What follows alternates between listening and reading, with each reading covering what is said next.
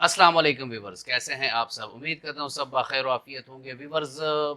आज जिस टॉपिक पे मैं बात कर रहा हूँ इस पर ऑलरेडी मेरी एक वीडियो है, एमेनोरिया यानी मेंसेस का कम, देर से आना, स्कैंट्री यानी कम आना। लेकिन आज की जो वीडियो है ये स्पेसिफिकली उन बच्चियों के लिए है कि जो बलूगत को पहुंचती हैं और उनकी जो ब्रेस्ट डेवलपमेंट होती है वो स्टार्ट हो जाती है, लेकिन फिर भी 2-2 3-3 साल उसके साइकिल्स नहीं आते। पिछली वीडियो में ये था कि एमेनोरिया को हमने ब्रॉडली एक्सप्लेन किया था, यानी उसमें प्राइमरी और सेकेंडरी एमेनोरिया दोनों को टच किया था। इस वीडियो में स्पेशली हम टच करेंगे ऐसी बच्चियों का मसला जो बेचारी अपनी प्यूबर्टी को यानी बलूगत को पहुंच जाती हैं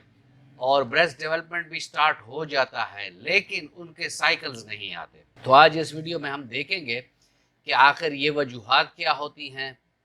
क्या कॉजेज़ होती हैं इसकी कि मेंसेस नहीं आ रही होती, और उसके बाद होम्योपैथिक में वो कौन सी ऐसी बेहतरीन अद्वियात हैं जो बेज़रर भी हैं, महफूज भी हैं और मुअस्सर भी हैं। तो इस पर बात करेंगे व्यूवर्स। लेकिन अगर आप मेरे चैनल पर नए हैं और अभी तक आपने चैनल को सब्सक्राइब नहीं किया तो चैनल को सब्सक्राइब कर दें और बेल आइकन दबा दें,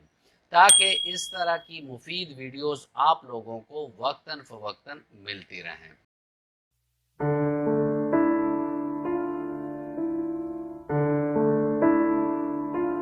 व्यूवर्स, एमेनोरिया इन टीन एज गर्ल्स यानी 15-16 साल की बच्चियों में हेज का ना होना। इसमें अगर देखें कि बच्चियां जब 15 साल को होती हैं तो breast development Aahista Aahista start होना शुरू हो जाता है और फिर 1-2 साल में उनके साइकिल्स भी नॉर्मली आना शुरू हो जाते हैं। लेकिन इस केस में जिसको हम डिस्कस कर रहे हैं, इसमें ब्रेस्ट डेवलपमेंट तो स्टार्ट हो जाती है लेकिन मेंसेस नहीं आती। इसे कहते हैं प्राइमरी एमेनोरिया। तो एमेनोरिया को अगर हम देखें कि ऐसी बच्चियों में इसकी क्या कॉजेशंस होती हैं, तो पहले चलते हैं और कॉजेशन को देखते हैं कि क्या वजूहात होती हैं कि बच्चियों में साइकिल नहीं आ रही होती। सबसे पहली वजह जो है, ये बच्चियां जब अपनी बलूगत को पहुंचती है तो इनकी जो हार्मोन सिक्रीशन है, एस्ट्रोजन प्रोजेस्टेरॉन, उसमें एबनॉर्मेलिटी होती है, उसमें इम्बैलेंस होता है, तो जिसकी वजह से उनकी साइकिल्स सही तरीके से नहीं आ रही होती। दूसरी बात, उनकी जो रिप्रोडक्टिव ऑर्गन्स हैं जो पेल्विक में होते हैं, ओवरीज, फेलोपियन ट्यूब, यूट्रस, वो भी प्रॉपरली मैच्योर नहीं हो चुका होता, तो उसकी वजह से भी बच्चियों को साइकिल्स का ना आना दरपेश होता है। इसके अलावा ऐसी बच्चियां जो खुराक की बेएतदालियों की वजह से उनका वजन बढ़ चुका हो यानी ओवरवेट हो, तो ऐसी बच्चियों को भी ये मसला दरपेश हो सकता है कि उनको एमेनोरिया हो जाए। ऐसी बच्चियां जिनका वजन बहुत कम हो यानी अंडरवेट हो और वो एनीमिक हो, तो ऐसी बच्चियों को भी प्राइमरी एमेनोरिया का मसला हो सकता है। इसके बाद अगर किसी क्रॉनिक इलनेस की वजह से बच्ची को कोई मसला हुआ है और बहुत अरसे तक वो कन्वेंशनल मेडिसिन पर रही है, तो उसकी वजह से भी उसका रिप्रोडक्टिव जो सिस्टम है वो प्रॉपरली डेवलप नहीं हो पाता, तो उसकी वजह से भी एमेनोरिया हो सकता है। बाज़ बच्चियों में जो हाइमन होता है वो इम्परफोरेटेड होता है, यानी उसमें कोई छेद नहीं होता कि वहाँ से ब्लड का फ्लो हो सके। तो फिर ऐसी बच्चियाँ होती हैं कि जिनमें पॉलीसिस्टिक ओवेरियन सिंड्रोम का मसला होता है, तो उनको भी एमेनोरिया का मसला हो सकता है। उसके बाद ऐसी बच्चियाँ जो किसी गेम्स में और बहुत एक्सटेंसिव और कम्पिटिटिव गेम्स में वो हिस्सा लेती हैं, तो उसकी वजह से भी उसकी जो साइकिल्स होती हैं वो लेट आती हैं या बंद हो जाती हैं। एंडोक्राइन सिस्टम जो है उसमें कोई ख़राबी आ जाए तो उसकी वजह से भी एमेनोरिया हो सकता है, जैसे हाइपोथायरॉयडिज्म हो गया या हाइपरथायरॉयडिज्म हो गया या थायराइडाइटिस हो गया। तो इन मसलों में भी बच्चियों को ये देखना पड़ जाता है कि उनके मेंसेस डिले या लेट या बंद होते हैं। اس کے علاوہ سیلک ڈیزیز جو ہے اس کی وجہ سے بھی بچیوں میں مینسز کا آنا بند ہوتا ہے یا لیٹ ہوتا ہے۔ اللہ نہ کرے بچوں میں اگر ڈائبٹیز ہو جائے تو وہاں بھی یہ مسئلہ ہوتا ہے۔ یہ کچھ چیدہ سی میں نے آپ لوگوں کو کازز بتائیں بچیوں میں کہ اگر ان میں یہ کازز ہیں تو کاز کو دیکھنا چاہیے، پھر اسی تناسب سے ہمیں چلنا چاہیے اور دیکھنا چاہیے کہ بچی کو ہم کون سی دوائی دے سکتے ہیں تاکہ اس کے نارمل سائیکل آنا شروع ہو جائیں، کیونکہ اگر سائیکلز نارمل نہیں ہوں گے،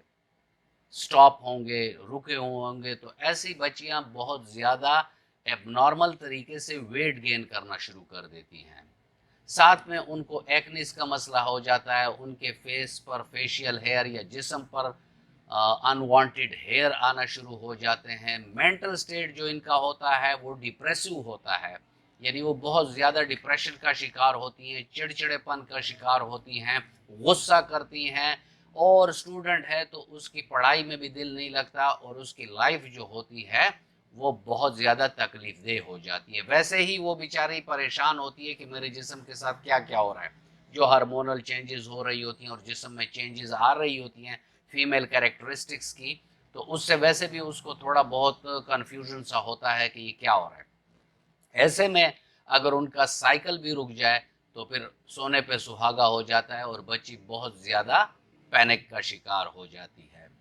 ویورز، ہومیوپیتھک میں اس کے بہت بہترین، مؤثر، محفوظ اور دیر پا علاج موجود ہے، کیونکہ اگر کنونشنل میڈیسن میں یہ بچیاں جاتی ہیں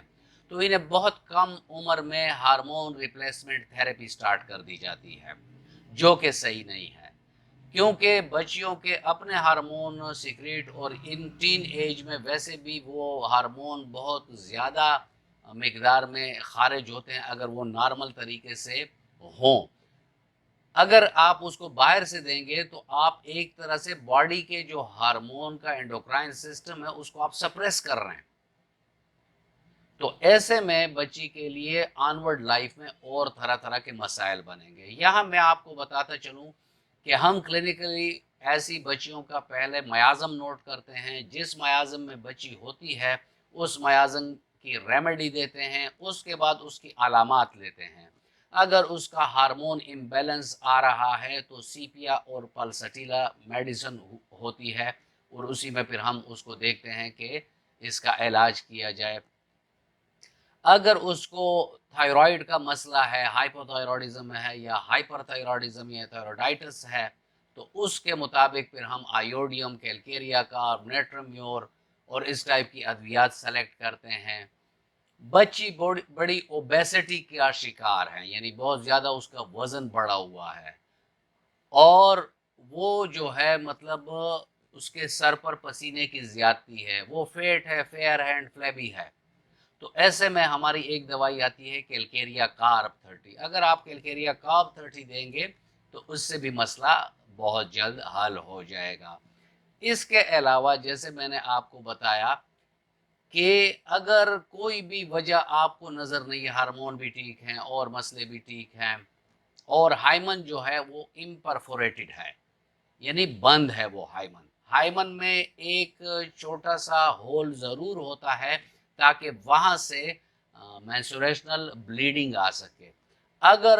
وہ بالکل امپرفوریٹڈ ہے تو بچیاں ہوتی ہیں اور ہم مشرقی لوگ ہیں تو یہ ڈاکٹروں کے پاس تو جائیں گی نہیں، اس مسئلے کے لیے ان کو جانا چاہیے گائنوکالوجسٹ کے پاس، اور ان کو یہ مسئلہ بتا کر ایک چھوٹا سا پروسیس ہوتا ہے وہ کر کے بچی ٹھیک ٹھاک ہو جائے گی۔ اس کے علاوہ ہماری ایسی دو ادویات ہیں جس کو اگر آپ ٹین ایج میں، یعنی جو بچیاں ٹین ایج میں ہوں